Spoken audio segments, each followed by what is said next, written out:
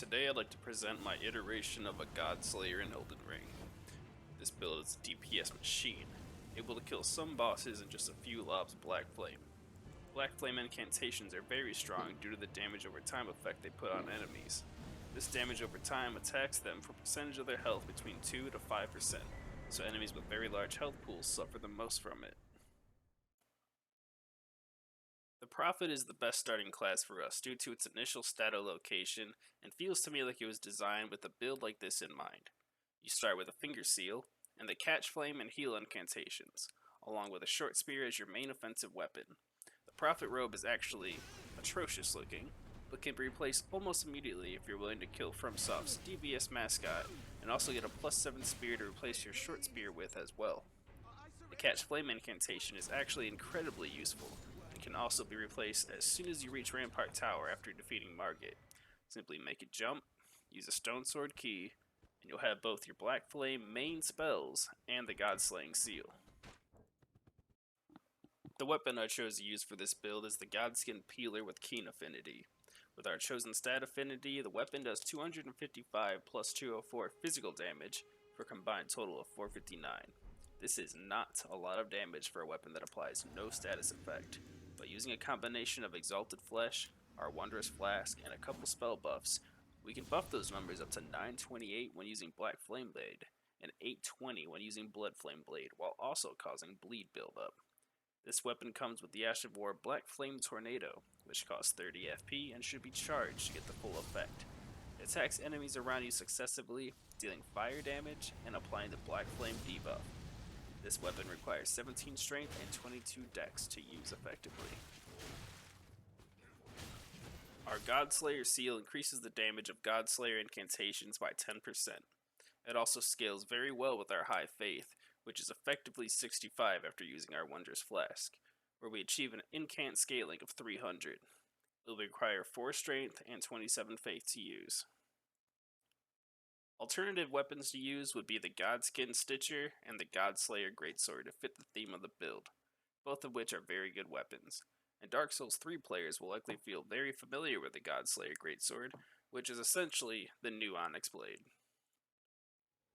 Costing 15 FP, Bloodflame Blade adds 0.65 times our incant scaling fire damage to our weapon, while also applying a 2-second damage over time effect on enemies struck while the buff is active, dealing 20 damage plus 20 more for every 1000 HP the enemy has.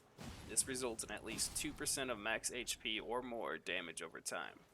It lasts for 7 seconds, which is a very short time frame, but also can be cast and applied very quickly. With our Old Lord's Talisman, it will last for 9 seconds.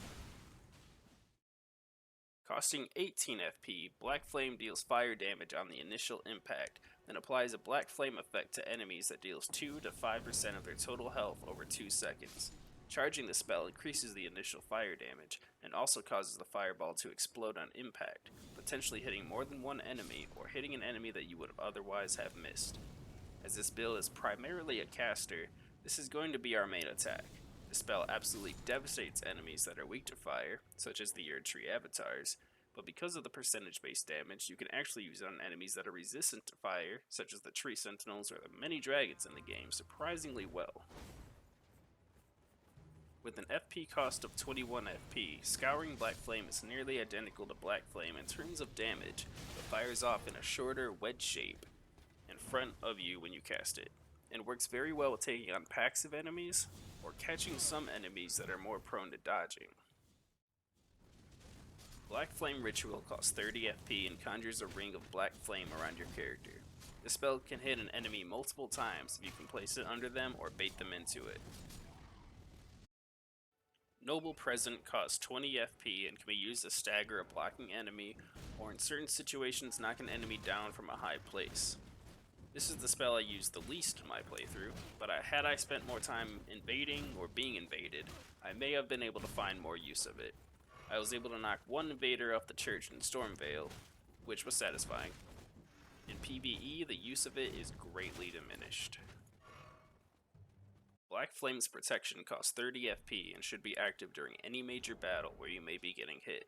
The Godskin Apostle set has notoriously low defensive value, and the Fire Scorpion charm that we will be using will bring us down even lower, increasing physical damage negation by 35%.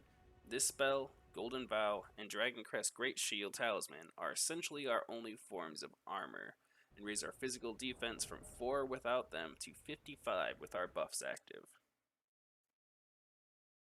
Golden Vow costs 47 FP and raises our damage by 15% and our damage negation by 10% for 104 seconds with Old Lord's Talisman.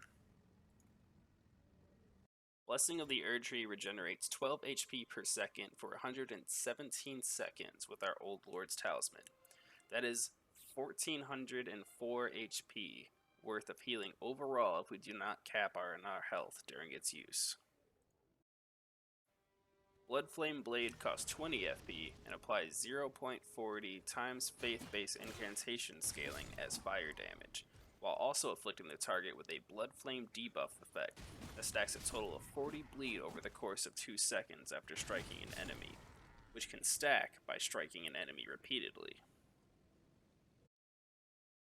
Fire Cleanse Me costs 14 FP and can be used to alleviate and cure poison and rot. Because you also do 15 points of fire damage to yourself, the spell can also remove frostbite buildup and effect. The first talisman on our list is the Dragoncrest Greatshield Talisman.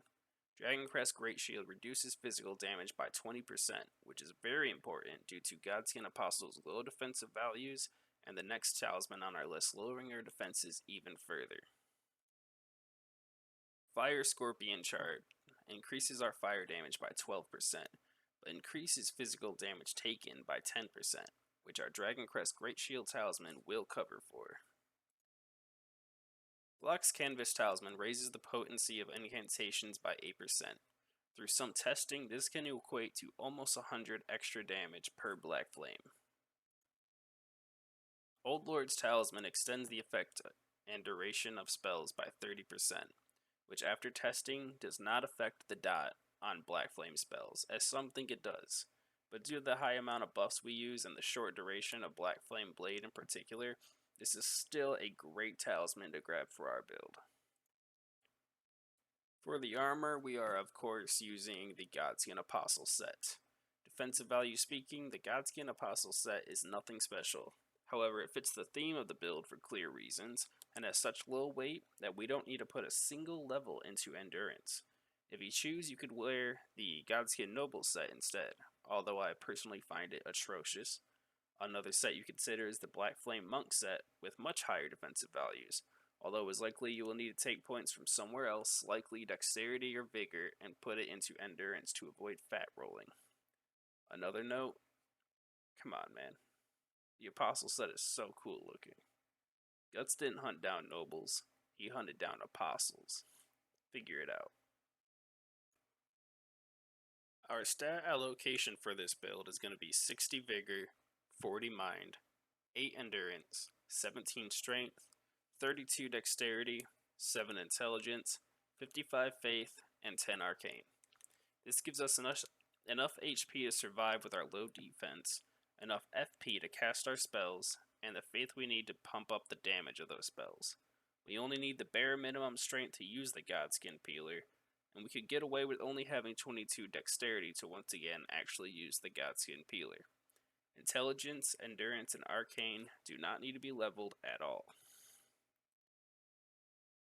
For our Wondrous Flask, we're using the Flame Shroud and Crack tier and the Faith Knot Crystal tier. That's going to boost our fire attacks by another 20% and our faith by 10 for 3 minutes, increasing our damage substantially. For our Great Rune, I went with Radahn's Great Rune.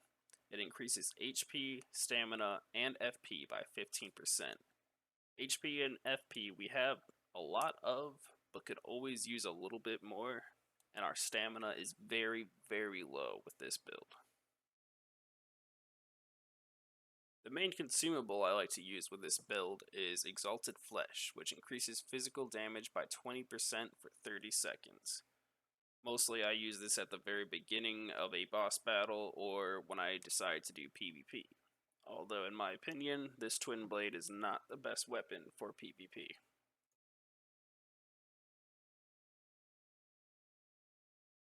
that pretty much wraps up this video. If you decide to try out this Godslayer build, leave a comment below. Tell me how it went. Tell me what you might have changed. Tell me what I could have upgraded on my own build.